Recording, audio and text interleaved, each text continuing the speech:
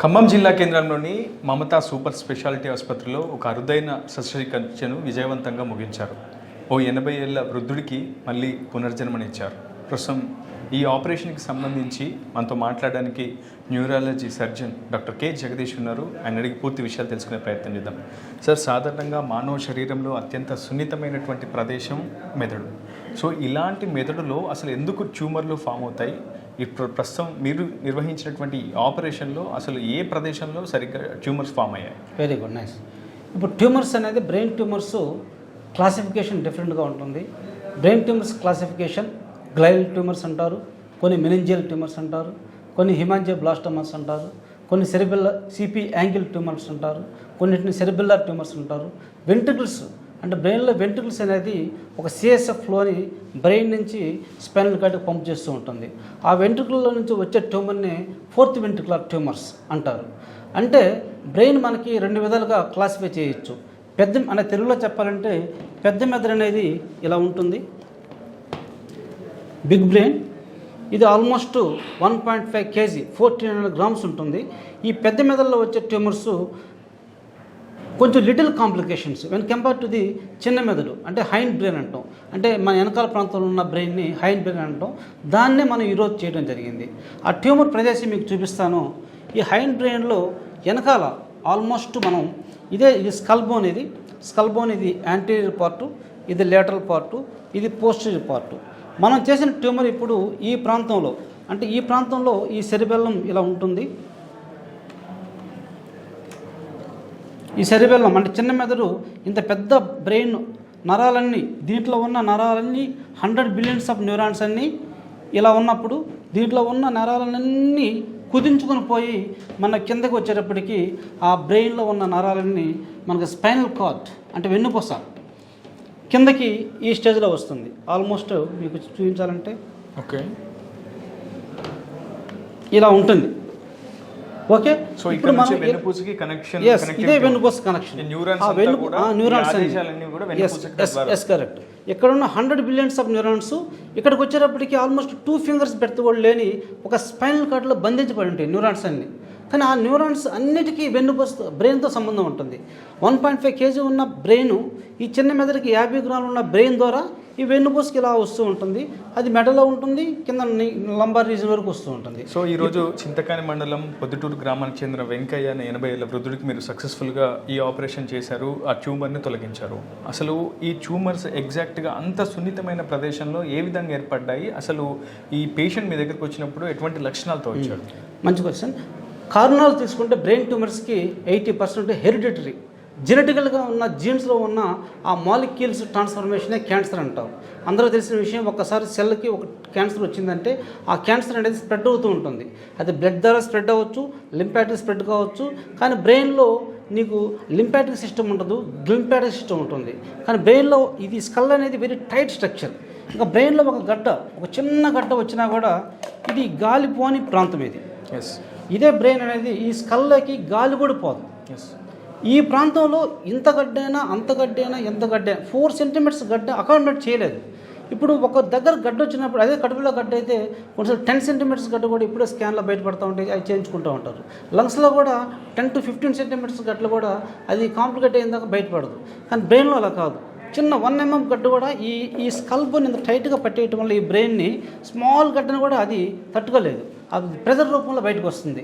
తలనొప్పి రావచ్చు. ఈ పేషెంట్లో అయితే తలనొప్పి కంటిన్యూగా ఉంది, వామిటింగ్స్ వచ్చినాయి, అప్పుడప్పుడు ఫిట్స్తో వచ్చినాయి, అప్పుడప్పుడు కండరాలు వీక్నెస్, నడవలేని పరిస్థితిలో ఉన్నాడు. అప్పుడప్పుడు మాట కూడా స్పష్టంగా మాట్లాడాలని నీ కండరాలు స్ట్రాంగ్గా ఉండాలి. ఆ మాట్లాడడానికి కూడా ఆయన ఇబ్బంది పడుతూ మా దగ్గరికి వచ్చిన పరిస్థితి. అప్పుడు మేము CT scan brain and MRI scan తీసి జబ్బు నిర్ధారణ అవుతుంది. అదే ఎంఆర్ఐ స్కాన్లో మీరు చూసినట్లయితే ఇది తెలుగులో చెప్పాలంటే పెద్ద బ్రెయిన్ ఇది అంటాం, big brain. That is I'm already told you. ఈ బ్రెయిన్ ఎంఆర్ఐలో ఇలా అవుపిస్తుంది. ఓకే, అదే ఈ బ్రెయిన్ చిన్న మెదడు, ఈ చిన్న మెదడు అనేది ఈ విధంగా అవుపిస్తుంది.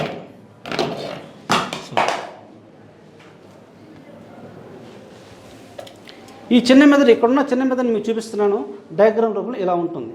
ఓకే, అంటే 1.5 kg ఉన్న ఈ బ్రెయిన్ ఇక్కడికి వచ్చేటప్పటికి దీని ముందు బ్రెయిన్ స్టెమ్ అంటారు. ఇది సెరిబెల్లం, ఇది దీని ముందు ఉన్నదే బ్రెయిన్ స్టమ్. బ్రెయిన్ స్టమ్ అనేది ఒక 50 గ్రాములు 3 ఇంచెస్ ఉన్న part.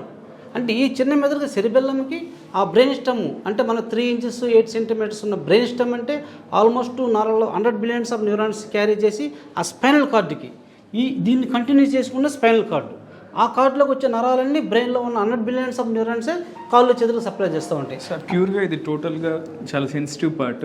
Very sensitive and very dangerous and very sensitive పార్ట్లో ఏ మిషనరీని వినియోగించి మీరు ఈ ట్యూమర్ని తొలగించారు? Very good.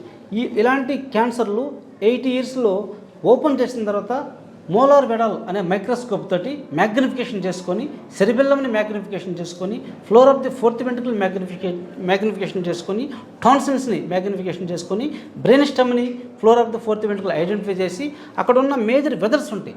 వర్టిబ్రల్ ఆర్టరీ నుంచి posterior inferior cerebellar artery PICA అంటాం. ఆ ఆర్టీరియల్ సిస్టమ్ని జాగ్రత్తగా దాన్ని సపరేట్ చేసి ఆ ట్యూమర్ని లొకేట్ చేసి ఆపరేషన్ చేయడం జరిగింది. దానికి మనం వాడిన ఇన్సిషన్ అనేది మీకు చూపిస్తాను. ఇది ముందు భాగము, ఇది వెనక భాగంలో మనం అనుకున్న చిన్న మెదడు ఈ ప్రాంతంలో ఉంటుంది. ఇక్కడ ఈ హోల్ నుంచే వెన్నుపూస కిందకు వస్తూ ఉంటుంది. ఈ వెన్నుపూస నుంచే చేతులకు నరాలు వస్తాయి, ఈ వెన్నుపూస నుంచే కాళ్ళకు నరాలు వస్తాయి. ఈ స్మాల్ అనేది ఫొరానా మ్యాగ్నమ్ అంటాము. ఈ ఏరియాలో నుంచి అంటే ఈ బోన్ అంతా మనం ట్రిమ్మర్ తోటి కట్టర్ తోటి బోన్ తీసిన తర్వాత అప్పుడు మనం ఈ పార్ట్స్ని మనం ఐడెంటిఫై చేస్తాం. ఫస్ట్ ఇది తీయగలనే మనకు కనిపించేది ఈ పార్ట్స్, కానీ ఈ పార్ట్స్లో ట్యూమర్ లేదు. ఈ పార్ట్ ఇంకా ఆ ముందు భాగంలో బ్రెయిన్ స్టమ్ దగ్గర ఉంది ట్యూమర్. ఈ ఏరియాలో ఇది బ్రెయిన్ స్టమ్. ఆ బ్రెయిన్ స్టమ్లో ఉన్న ట్యూమర్ని అంటే ఈ ట్యూమర్ని మనం మిడ్ లైన్లో ఇన్సిషన్ ఇస్తాం కాబట్టి మిడ్ లైన్ సబాక్సిపిటల్, ఇదంతా సబాక్సిపిటల్ బోన్ అంటారు. మీరు వెనకాల టచ్ చేసుకుంటే తెలుస్తుంది, ఇక్కడ హార్డ్గా ఉంటుంది. దాని కింద ఉన్న బోన్ని సబాక్సిపిటల్ బోన్ క్లీనెక్టమ్ చేసి ఈ ఏరియా అంతా ఓపెన్ చేసుకొని మీకు డయాగ్రామ్స్ కూడా చూపిస్తాను. ఈ మ్యాగ్రాన్ని డీకంప్రెషన్ చేసుకొని అప్పుడు సెరిబెల్లంని ఐడెంటిఫై చేసి ట్రాన్స్వెలార్ టెలోవెలార్ అప్రోచ్ ద్వారా and also cerebello middle fissure open చేసి ఆ ట్యూమర్ దగ్గరికి రీచ్ అవడం జరిగింది. ఇక్కడ బ్రెయిన్ స్టమ్కి మెయిన్ పార్ట్ ఏంటంటే అది ఒక ఎయిర్వే. మన గాలి తీసుకోవాలన్నా కూడా రెస్పిరేటరీ సెంటర్ అక్కడే ఉంటుంది, మన హార్ట్ రేట్ సెంటర్ అక్కడే ఉంటుంది, కార్డియక్ సెంటర్ అక్కడే ఉంటుంది, స్లీప్ సైకిల్స్ అక్కడే ఉంటాయి. ఎవ్రీ సెంటర్ బ్రెయిన్ స్టమ్లోనే ఉంటాయి. దాని మీద కాండం అంటాం. అంటే బ్రెయిన్లో ఉన్న కోట్ల నరాలన్నీ ఆ బ్రెయిన్ స్టమ్ని విడిపోయి వెన్నుపూస దారి కిందకు వస్తూ ఉంటాయి. మనకి వెన్నుపూస కట్ అయిందంటే కాళ్ళు పడిపోతాయి. అదే బ్రెయిన్ స్టమ్లో ఎన్ని న్యూరాన్స్ ఉంటాయి, ఎన్ని క్రేనియల్ న్యూరాన్స్ ఉంటాయి, ఎన్ని ట్రాక్స్, పై నుంచి వెళ్ళే ట్రాక్స్, కింద నుంచి వెళ్ళే ట్రాక్స్. మనం మాట్లాడుతున్నామంటే బ్రెయిన్లో ఒక సెంటర్ ఉంటుంది, నుంచున్నామంటే బ్రెయిన్లో ఒక సెంటర్ ఉంటుంది, కంటి చూపుతో చూస్తున్నా ఒక సెంటర్ ఉంటుంది.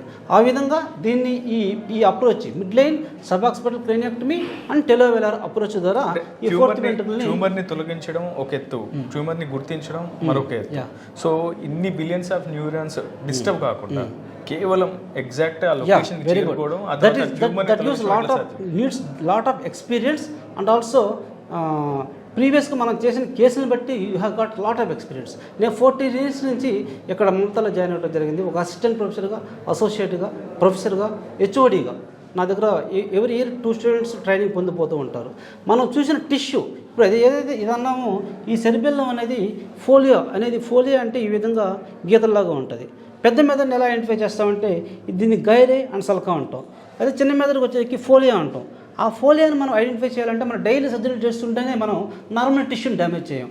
అదే నార్మల్ టిష్యూని డ్యామేజ్ చేసి ట్యూబర్ని వదిలేస్తే పేషెంట్ కోమాకి వెళ్ళే పరిస్థితి. ఇలాంటి అరుదైన కేసుల్లో పేషెంట్ నుంచి మీరు ఎలాంటి సహకారం కోరుకుంటారు? డెఫినెట్గా పేషెంట్ సహకారం లేకపోతే నేను ఆపరేషన్ చాలా కష్టం. వాళ్ళకి చెప్పాం పేషెంట్ ఆపరేషన్ టైం లైన్స్ చనిపోవచ్చు, తర్వాత వెంటిలేటర్ పెట్టాల్సి వస్తుంది, తర్వాత మళ్ళీ ఆపరేషన్ గాలి తీసుకోవడం కష్టం రావచ్చు, మాట పడిపోవచ్చు, కాళ్ళు చేతులు పడిపోవచ్చు, తినలేని పరిస్థితుల్లో కొన్నిసార్లు స్పాట్ కార్డియక్ అరెస్ట్ కూడా రావచ్చు అని చెప్పినా కూడా వాళ్ళ ధైర్యంగా వాళ్ళు ఇచ్చిన సహకారానికి నేను అభినందనలు చెప్తున్నాను.